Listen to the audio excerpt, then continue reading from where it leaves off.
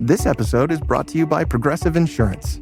Fiscally responsible, financial geniuses, monetary magicians. These are things people say about drivers who switch their car insurance to Progressive and save hundreds. Visit Progressive.com to see if you could save. Progressive Casualty Insurance Company and Affiliates. Potential savings will vary, not available in all states or situations. Hey all, I'm Jamie Lynn Sigler, a mom, actor, and advocate. I know how overwhelming it can be trying to decide which treatment is right for you. I've been there.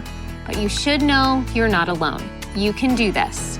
Start with some research, talk to the community, and most importantly, don't be afraid to ask your doctor questions. You might find results that speak for themselves. That's how I landed on Kesimpta. Ask your doctor if Kesimpta, ofatumumab, could be right for you. You can check out the details at kesimpta.com. It's extraordinary what people say they saw at Ford's Theater that night. John Wilkes Booth was a megastar. The American political climate has always been rife with division, but even juxtaposed against today's polarized environment, it has never been nearly as divided as it was during the Civil War.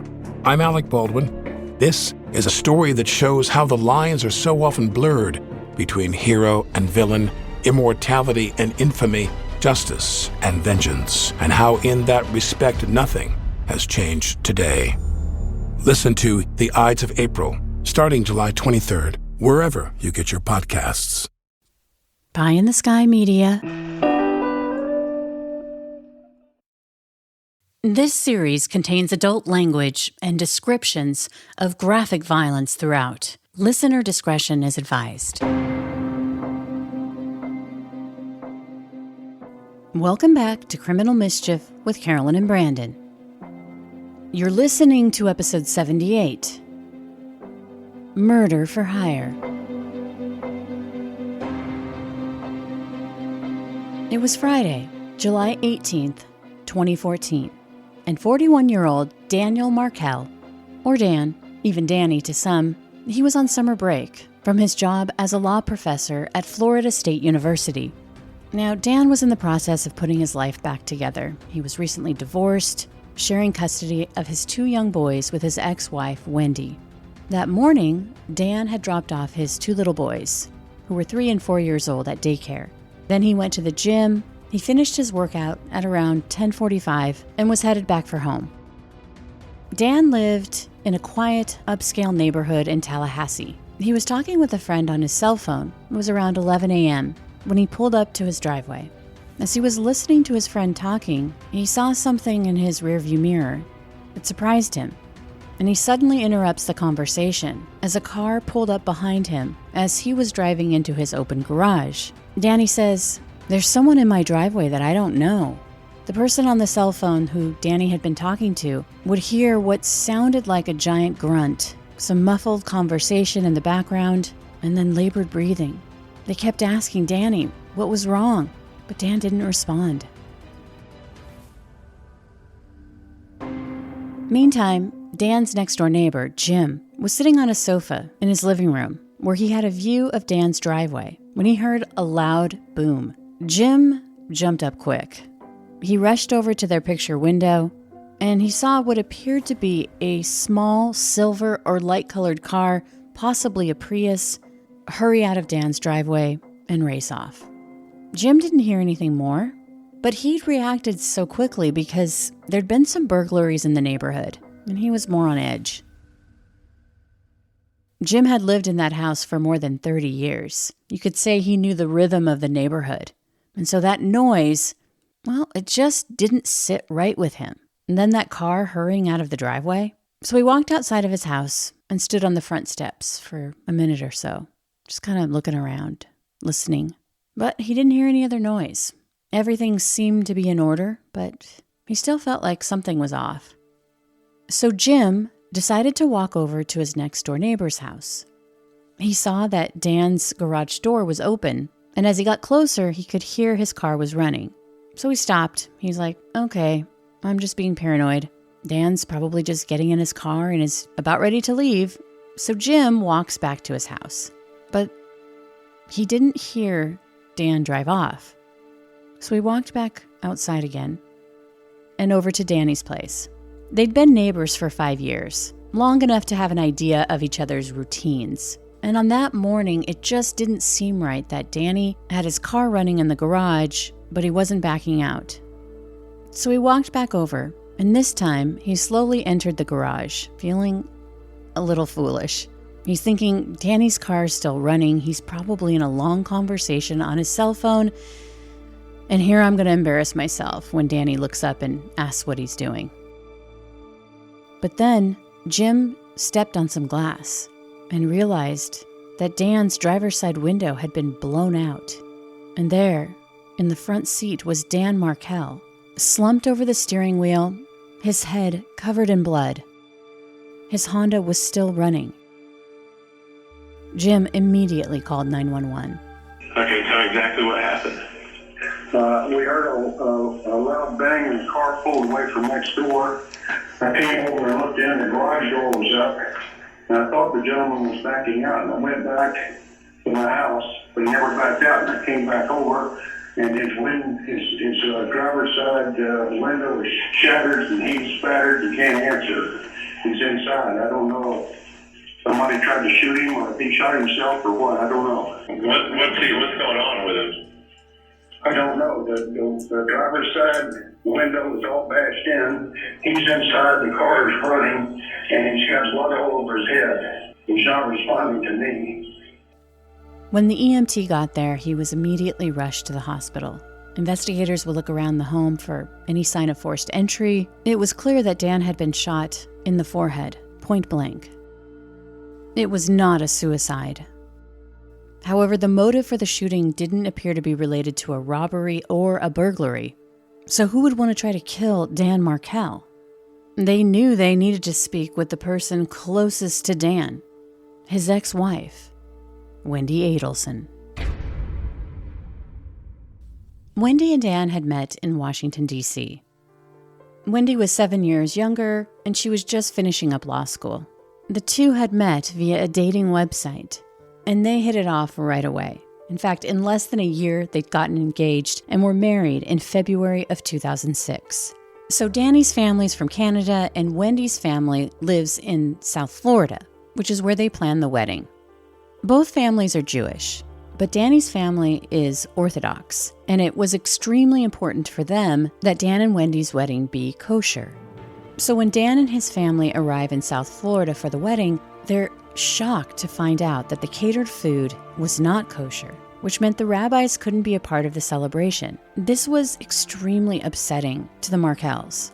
But at the end of the day, Dan and Wendy were in love, and they just kind of moved on, chalking up the upsetting situation to a miscommunication. And after that, Dan and Wendy moved to Tallahassee, Florida, where they both got jobs at Florida State University. They bought a home in that upscale neighborhood, and from the beginning seemed to be the envy of all of their friends as the perfect couple. They're super lovey-dovey and appear to be extremely happy.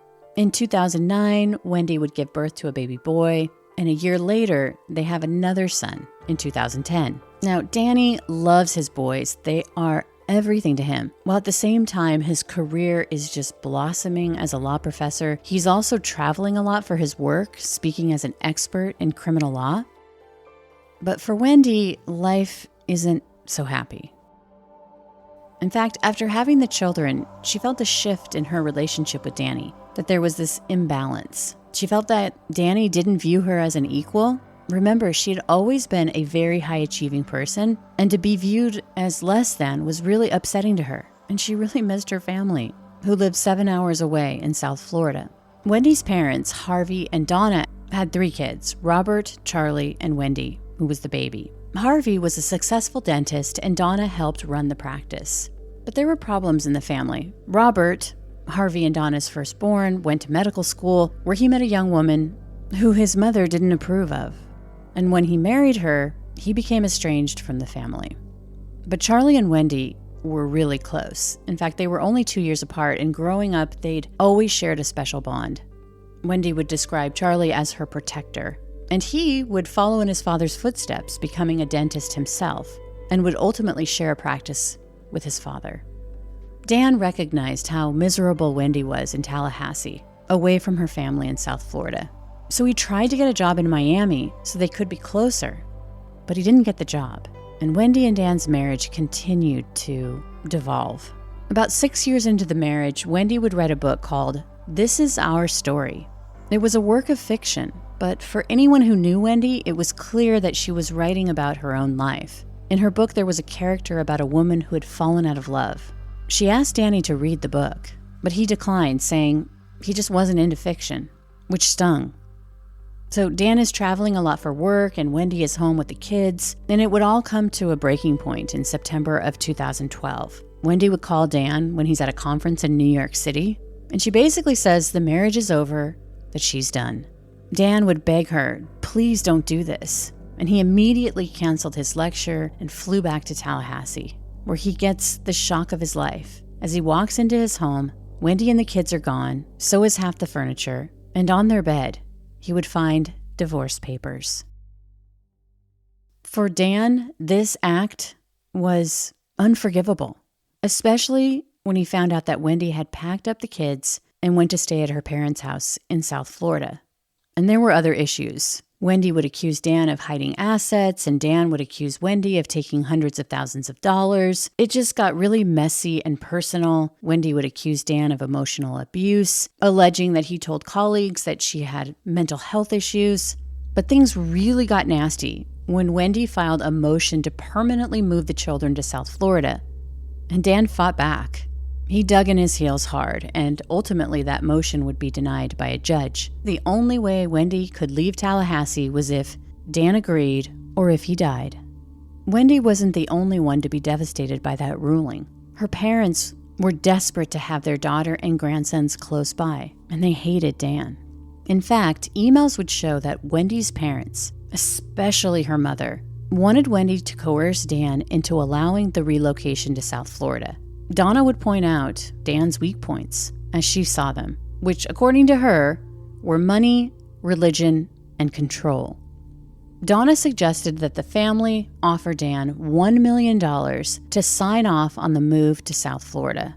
A third of the money would come from Wendy, a third from her brother Charlie, who reportedly did not like Dan. They didn't get along. And the final third would come from Wendy's parents, Donna and Harvey. Donna also suggested that Wendy threatened to convert the children to Catholicism, knowing Dan was very observant in his Jewish faith.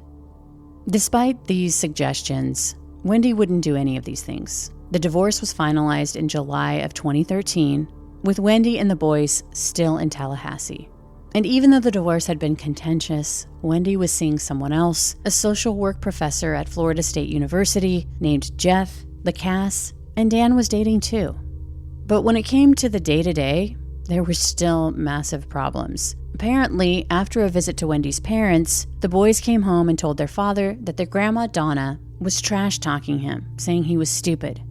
Dan was outraged. He felt that Wendy's family was purposefully trying to alienate his children from him. So he filed a motion to block Donna, Wendy's mother, from having unsupervised visits with her grandsons, because he didn't trust that his mother-in-law wouldn't say anything bad about him.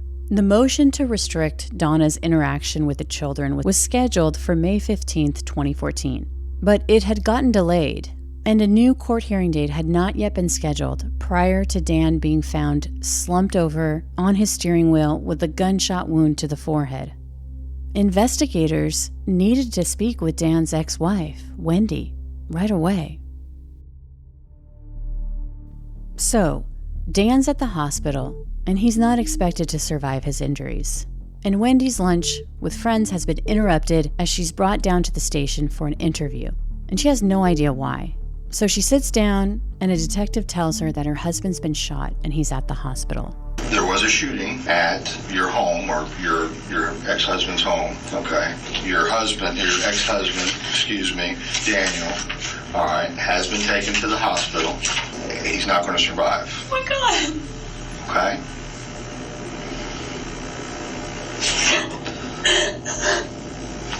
I have a lot of friends. I know. How do you know that? Well, you had two of them up there for a last-minute lunch date, right? Last minute? Well, I mean, you went up there, you're sitting with them, You have friends. I do. What I meant by it is that Danny didn't treat me very well. And I'm so scared that maybe someone did this. Not because they hate Danny, but because they thought this was good somehow. Oh, are you saying that you think maybe one of your friends would have done something like Who would this? do this? I don't know. That's why you're here, and that's why we're talking.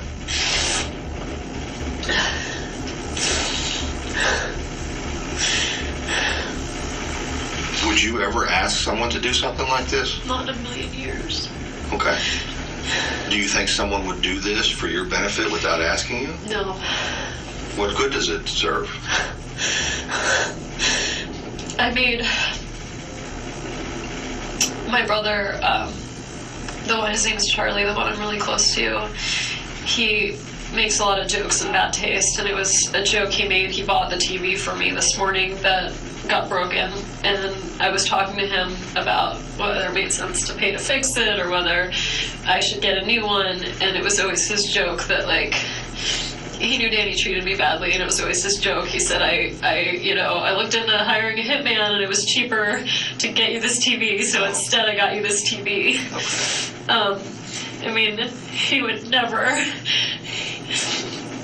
He's my big brother, and he's been taking care of me since I was little, but he would never. And I told that to the repair guy this morning. Right.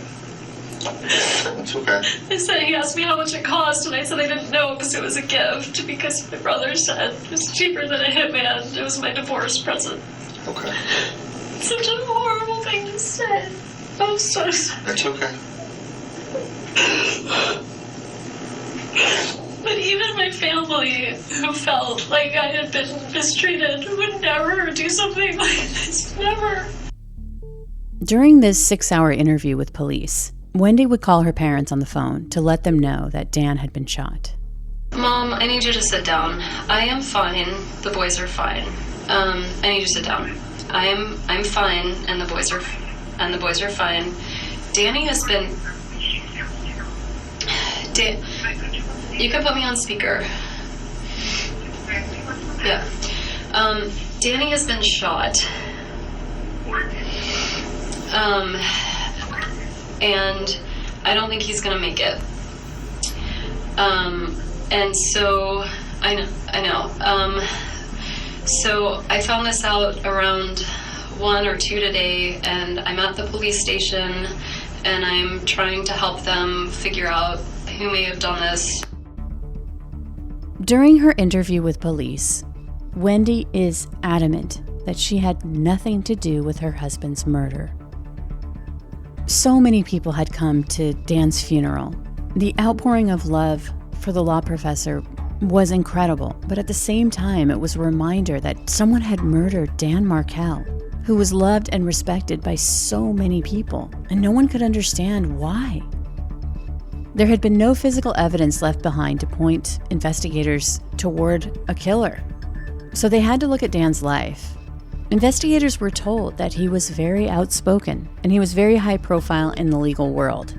They found out that he had a blog called Prof's Blog, where his mantra was the importance of intellectual honesty. Detectives wondered if Dan had written something that had become a motive for murder.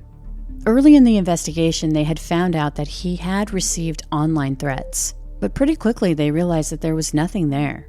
No angry student with an axe to grind, no anonymous armchair troll who decided to take action against Dan Markell because of what he'd written on his blog. But from the start, Wendy's boyfriend, the one she'd recently broken up with, was on their radar. During her interview, she'd told investigators that Jeff didn't like Danny because he'd hurt her, and the only clue they had was from Dan's neighbor, the one who'd called 911 and said he'd seen a car that looked like a silver or light-colored Prius driving away from Dan's house really fast. And Jeff did drive a silver-colored compact vehicle. Right away, as Jeff's sitting down for that interview, he said he wasn't surprised that they wanted to talk to him, because he'd said on many occasions that he wanted to kick Dan's ass.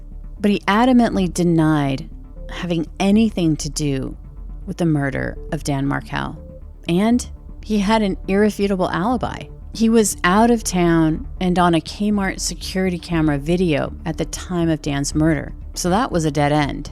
But Jeff kept talking to police. In fact, he would speak with them on 3 separate occasions, and what he would say about Wendy's family got the attention of the detectives. This Friday, Jamie Lee Curtis and Lindsay Lohan are back to switch things up in Disney's Freakier Friday. Totally, yes. It's an absolute riot, Woo! and the only movie that can be described as So much weirder than the last time. What last time? it's the frequel You ready? we've been waiting for. That absolutely slays. What deeply out of touch old person came up with that? You did. Wow. Don't miss the comedy event of the summer for all ages. Disney's Freakier Friday in theaters this Friday. Get tickets now. Rated PG. Parental guidance suggested. It's Wednesday, Addams. I see you're trying to distract yourself from your own banal thoughts. Let me help. Here's a recording thing made of my latest root canal.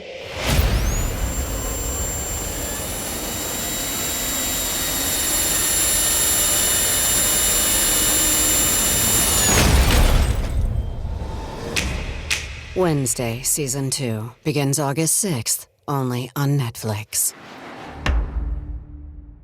Hey all, I'm Jamie Lynn Sigler, a mom, actor, and advocate. I know how overwhelming it can be trying to decide which treatment is right for you. I've been there. But you should know you're not alone. You can do this. Start with some research, talk to the community, and most importantly, don't be afraid to ask your doctor questions. You might find results that speak for themselves. That's how I landed on Kesimpta. Ask your doctor if Kesimpta, ofatumumab, could be right for you. You can check out the details at kesimpta.com. He would tell them that Wendy had told him in confidence that her brother Charlie had looked into hiring a hitman in the summer of 2013 to kill Dan Markel. How Wendy's family, her mother, father, and brother, really hated Dan Markel in a way that went far beyond any normal vitriol between exes and their families, that their hatred had metastasized into an obsession. I would be investigating Charlie Adelson. Okay. Maybe it's that simple. What makes you say that? Why do you think it would be pertinent for us to investigate Charlie? He's very angry about Danny.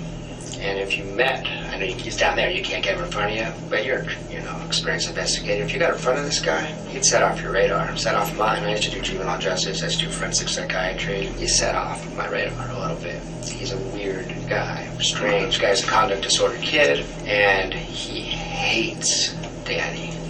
And see if I can put it a little vaguely, or not, but just enough to be useful here. Let's not put it vague. Let's go with what you know specifically. Wendy had reported to me that Charlie had considered all the options possible to take care of this problem. Let's put it that way. Okay. And when she said it... When did she disclose this to you? I don't remember when. But she said it was chilling, because she said, "Can I tell you something confidentially?" And I said, "Sure."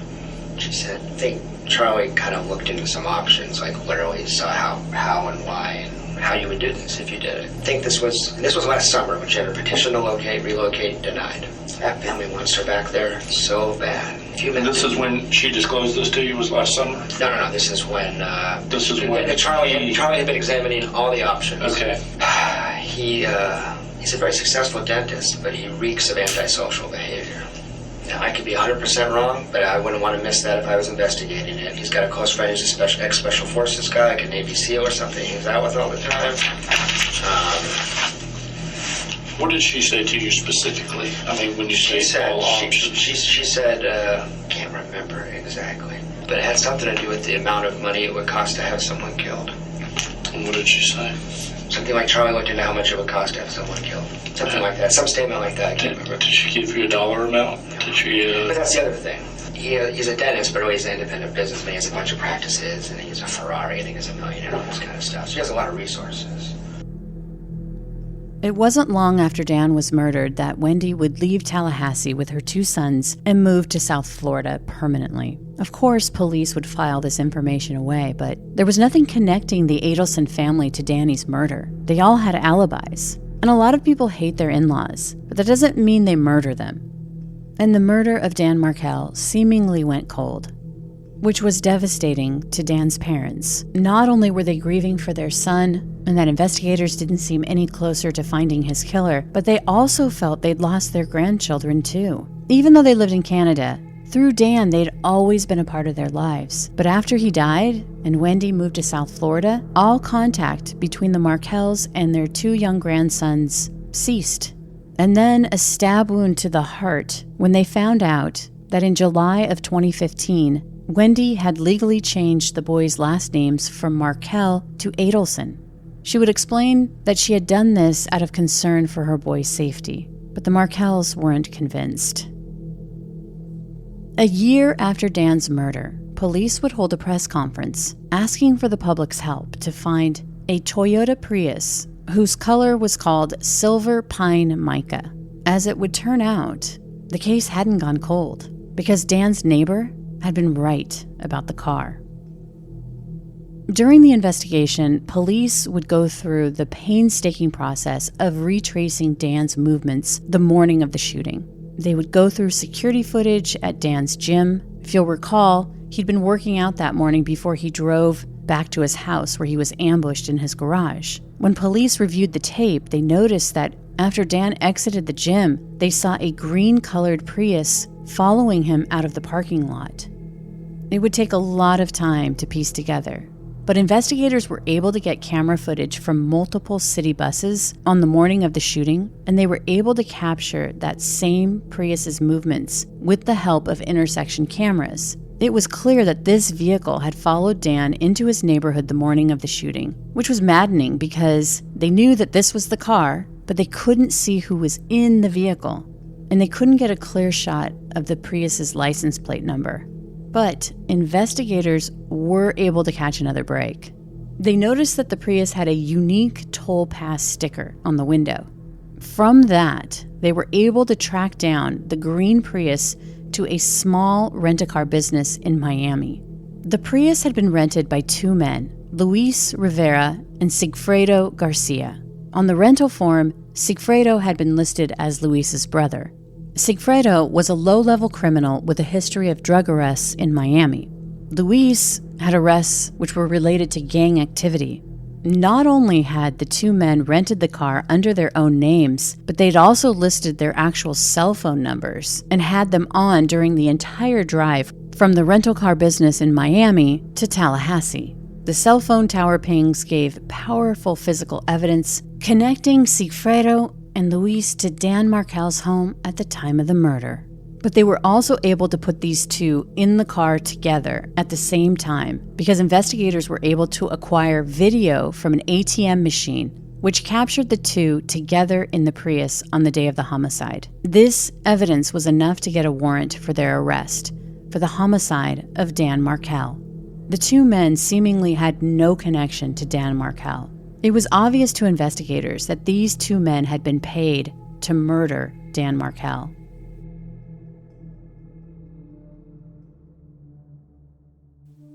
And as they dug deeper, detectives were able to find a connecting thread between the men and a woman named Catherine Magbanwa.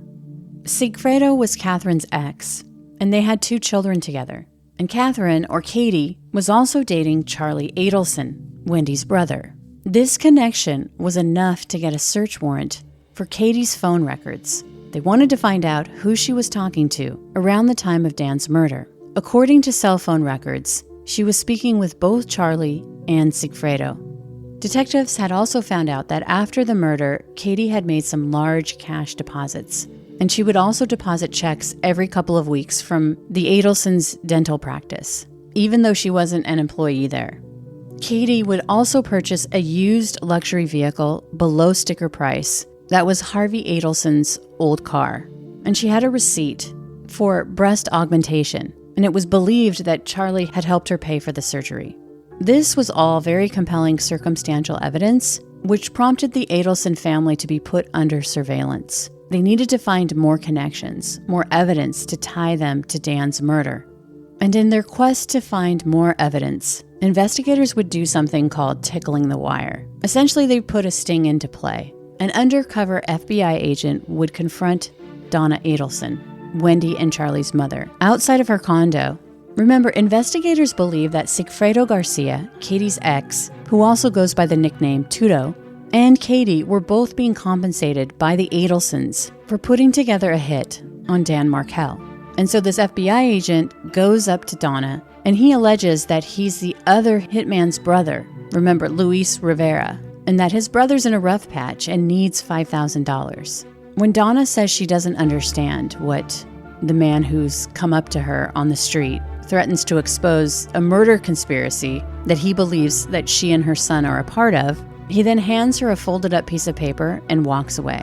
The note is the press release of Dan's murder with a phone number for Donna to call to pay the money. Here's audio of that undercover FBI agent as he approaches Donna in April of 2016. Excuse me, Mrs. Adelson? How you doing? Just want to give you this. Listen, you're scared. Good, don't be scared.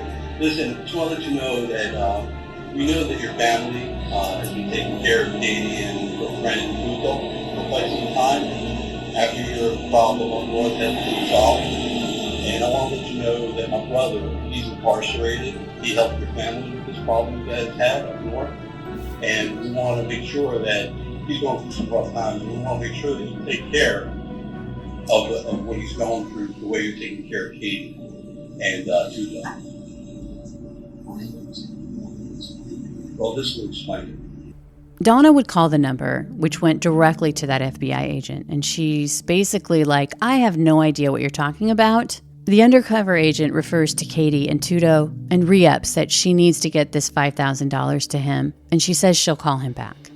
And just like the investigators were hoping, she would call her son Charlie, where they have this very coded conversation. Donna says, quote, I got some paperwork hand-delivered to me. And Charlie asks, does it involve me or other people? And Donna replies, well, probably both of us. You probably have a general idea of what I'm talking about. And Donna tells her son that she wants to find some time to talk to each other. Charlie then calls Katie. He tells her about the guy who came up to his mom and asks her if she knows anything about it, and she says that she has no idea.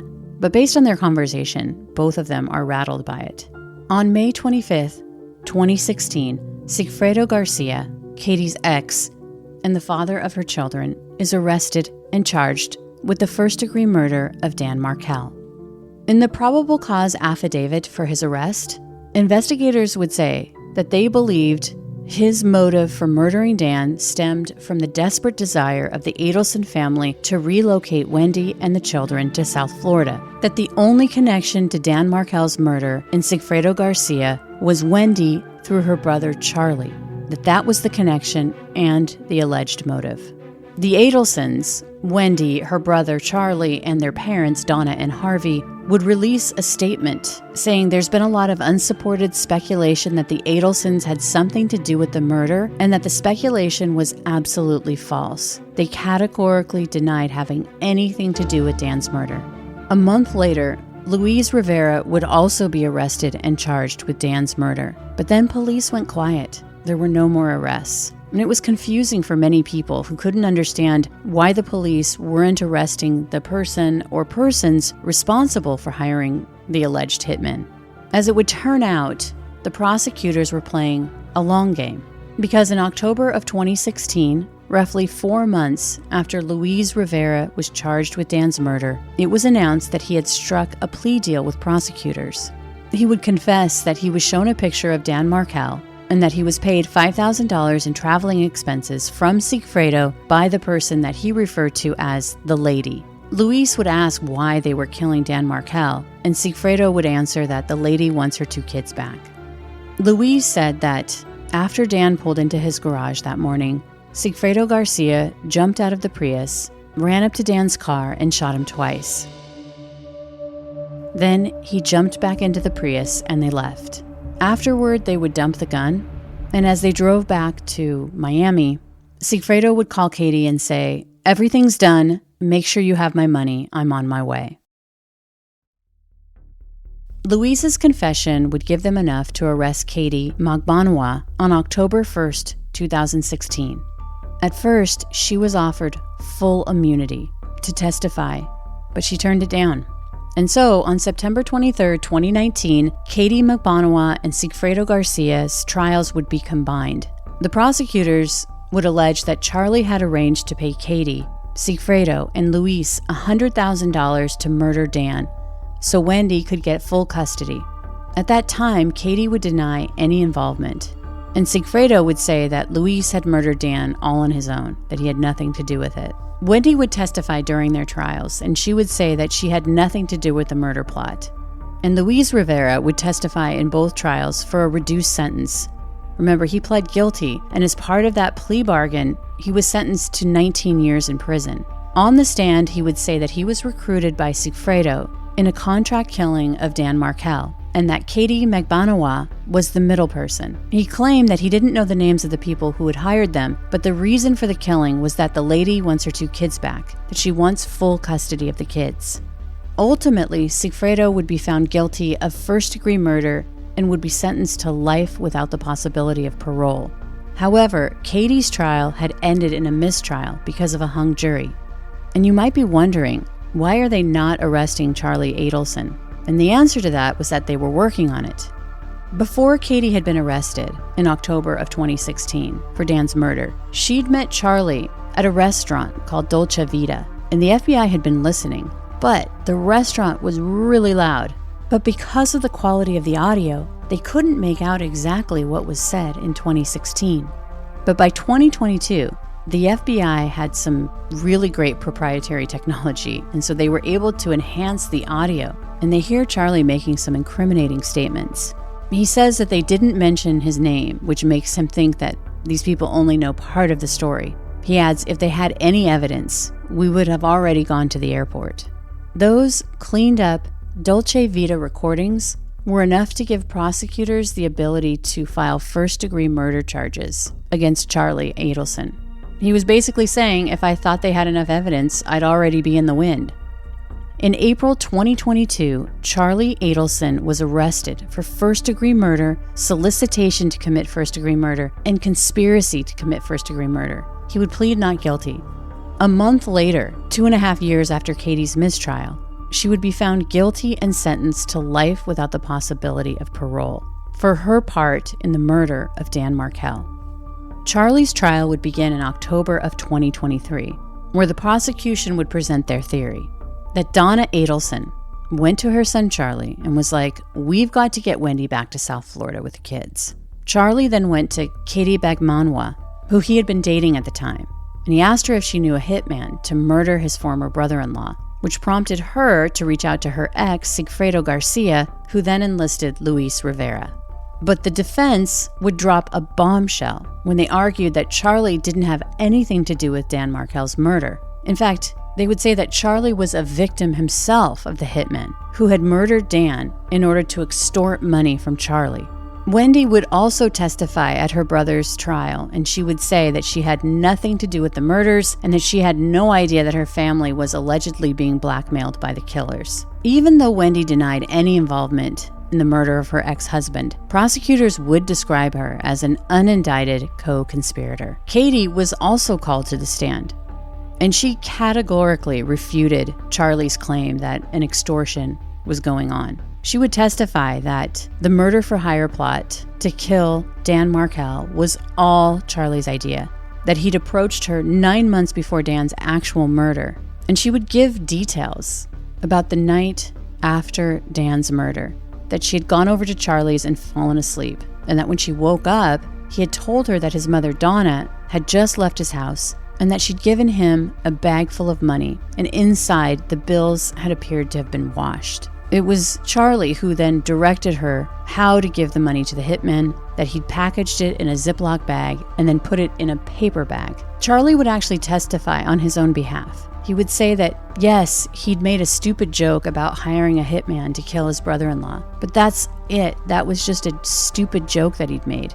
That the night of Dan's murder, Katie had confided in him that she'd shared his struggles with his brother-in-law with her ex, Sigfredo Garcia. That she told Sigfredo that the family was going to offer Dan $1 million if he'd let the boys come live permanently in South Florida. According to Charlie, Katie had told him that Sigfredo had murdered Dan and that he wanted to be paid $350,000. Remember, the family had discussed coercing Dan into relenting and allowing Wendy to move with the children to South Florida, and that they each were going to pitch in a third of the money to do it. Charlie was going to pay a third, the parents were going to pay a third, and then Wendy was going to pay a third.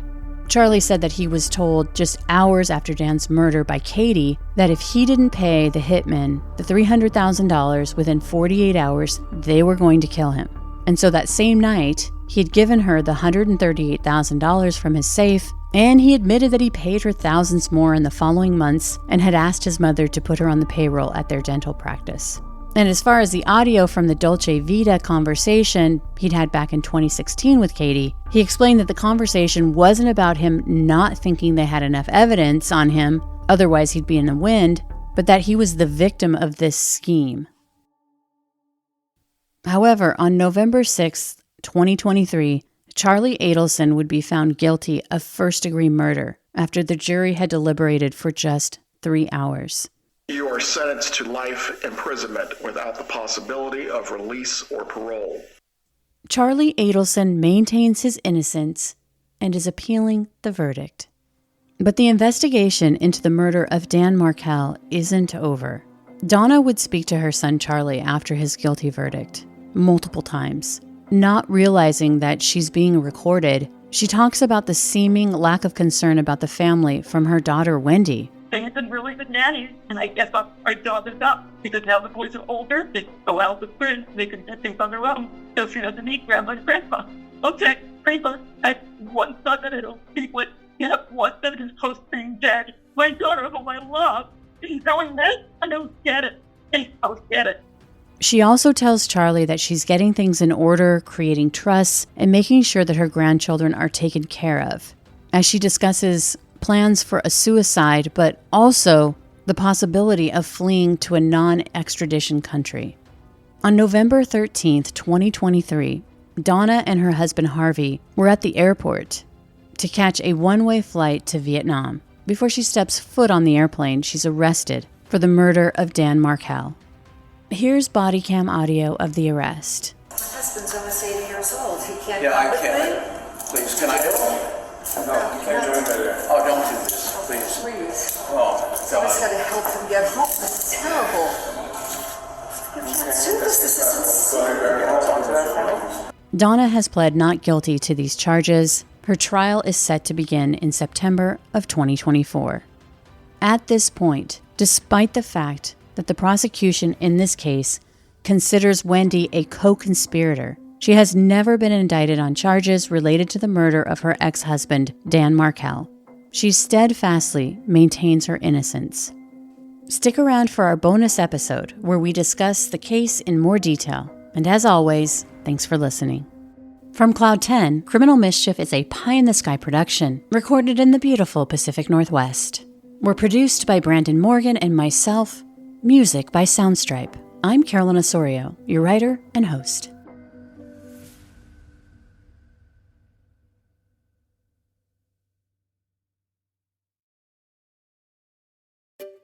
Finding great candidates to hire can be like, well, trying to find a needle in a haystack. Sure, you can post your job to some job board, but then all you can do is hope the right person comes along.